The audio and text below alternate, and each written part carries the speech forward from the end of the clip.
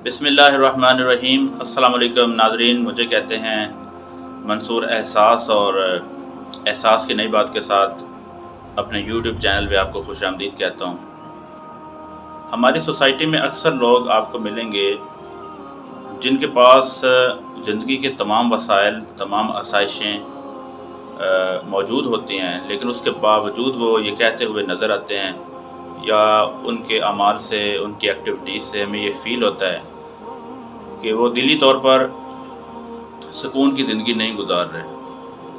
उनकी कई वजूहात होती हैं, और कुछ लोग इस कोशिश में भी रहते हैं कि चूँकि हमारे पास दुनिया की तमाम आसाइशें मौजूद हैं, लेकिन दिल के अंदर सुकून मौजूद नहीं है, हम कौन सा ऐसा काम करें कि हमें दिली तौर पर सुकून फ़ील हो जाए, लाइफ के अंदर एक ठहराव आ जाए और हम इत्मीनान की ज़िंदगी बसर करें। इस क्वेश्चन का आंसर ढूंढने से पहले हमें बेसिक्स की तरफ जाना पड़ेगा। बेसिक फार्मूला क्या है इंसान की ज़िंदगी का, और बाज़ औक़ात ऐसे होता है कि हम कोशिशें कुछ और कर रहे होते हैं और हमारे मकासद कुछ और होते हैं, जिसकी वजह से हम कामयाब नहीं हो पाते। कामयाबी की तरफ जाने से पहले हमें अपनी सोच और अपनी डायरेक्शन को दुरुस्त करना हमारे लिए इंतहाई लाज़िम है।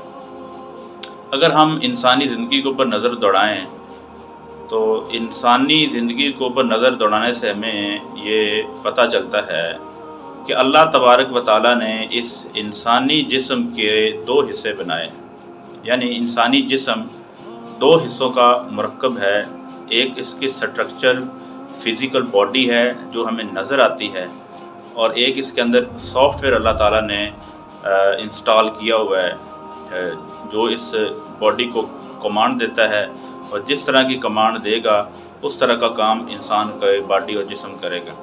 अब देखना यह है कि इंसान की बॉडी यानी जिस्म और इसका जो सॉफ्टवेयर जिसको हम रूह कहते हैं, ये दोनों एक अलग अलग चीज़ें हैं। इनका मादा अलग है, इनका सोर्स अलग है, लेकिन ये इंसानी जिस्म का एक हिस्सा जिसको दिल कहा जाता है, दिल के ज़रिए एक दूसरे के साथ जुड़े हुए हैं।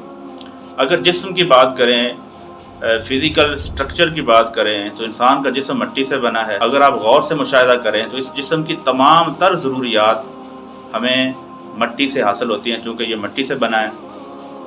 और इस जिस्म की परवरिश, इसकी ग्रोथ, इसकी डेवलपमेंट, इसकी तवानाई और इसकी आसानियाँ और आसाइशों के लिए, इसकी प्रोटेक्शन के लिए जितनी भी हम चीज़ें हासिल करते हैं, तमाम चीज़ें हमें मिट्टी से हासिल होती हैं। दूसरी तरफ अगर हम रूह की बात करें, तो रूह अल्लाह तबारक व तआला का हुक्म है, जो इंसानी जिस्म के अंदर एक सॉफ्टवेयर का काम कर रहा है। और जब तक हम इस सॉफ्टवेयर में एंटी वायरस इंस्टॉल नहीं करेंगे और इसकी प्रोटेक्शन नहीं करेंगे, जिस तरह हम जिस्म की तवानाई, डेवलपमेंट और ग्रोथ के लिए तमाम इंग्रेडिएंट्स मिट्टी से हासिल करते हैं, इस तरह हमें ये पता होना चाहिए कि रूह की परवरिश, डेवलपमेंट, ग्रोथ और प्रोटेक्शन और तवानाई के लिए वो तमाम लवाज़मात कहाँ से मिलेंगे, इसका सोर्स क्या है रूह को प्रोटेक्ट करने का, तवाना करने का।